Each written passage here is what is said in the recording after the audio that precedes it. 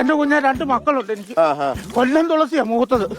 Cinema നടന്നു. പിന്നെ അയ്യോ എന്റെ മോളാ തുളസിന്ന് അവളുടെ പേര്.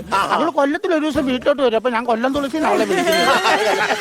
പിന്നെ 2ാമത്തവനുണ്ട്, അവൻ മെടുക്കനാവട്ടോ. അയ്യോ അവൻ മെടുക്കണ. ഞാനെന്ന് പറഞ്ഞ അവന് ജീവനാ. അപ്പൊ അവൻ എപ്പോഴും പറയും എന്റെ കുഞ്ഞ് അവനൊരു കല്യാണം കഴിച്ചിട്ട് വേണം അധ്യാപകനാവാണെന്ന്. അങ്ങനെ ആയി തീർന്നാ മതിയായിരുന്നു. കല്യാണവും അധ്യാപക ജോലിയും തമ്മിൽ എന്ത്? അവൻ പറയും ഞാനൊരു കല്യാണം കഴിക്കട്ടെ തള്ളേ, നിങ്ങളെ ഞാനൊരു പാഠം പഠിപ്പിക്കൂന്ന്. ആ പാഠം പഠിച്ചിട്ട് വേണം അമ്മയ്ക്കൊന്ന് കിടന്നൊന്ന് മരിക്കാൻ. അപ്പൊ മക്കളുടെ വീട്ടിലൊന്നും പോകത്തില്ലേ അമ്മച്ചി?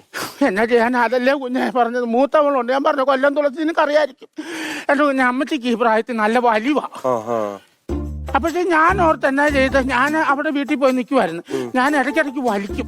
ഇങ്ങനെ വലിക്കാൻ നേരത്ത് അവർക്ക് അത് ഇഷ്ടപ്പെടത്തില്ല. അങ്ങനെ എന്നെ വീട്ടിൽ നിന്ന് ഇറക്കി വിട്ടു. എന്തോ മരുമോളാ അത്? അങ്ങനെ ശ്വാസം ഭാഗത്തോട്ട് എടുക്കുന്നതിന് ഇപ്പൊ ഇത്രയും പ്രശ്നം ഉണ്ടാക്കാന്ന് പറഞ്ഞു കഴിഞ്ഞാൽ? ശ്വാസമല്ല, പിന്നെ അവള് പെറ്റി കിടന്ന മുറിയിൽ ഞാൻ ബീഡി വലിക്കാൻ എന്നെ ഇറക്കി വിട്ടത്. എനിക്ക് അങ്ങനെ ഓരോ പ്രശ്നം. അമ്മച്ചിമാരല്ലാതെ അവരത് ചിന്തിക്കണ്ടേ?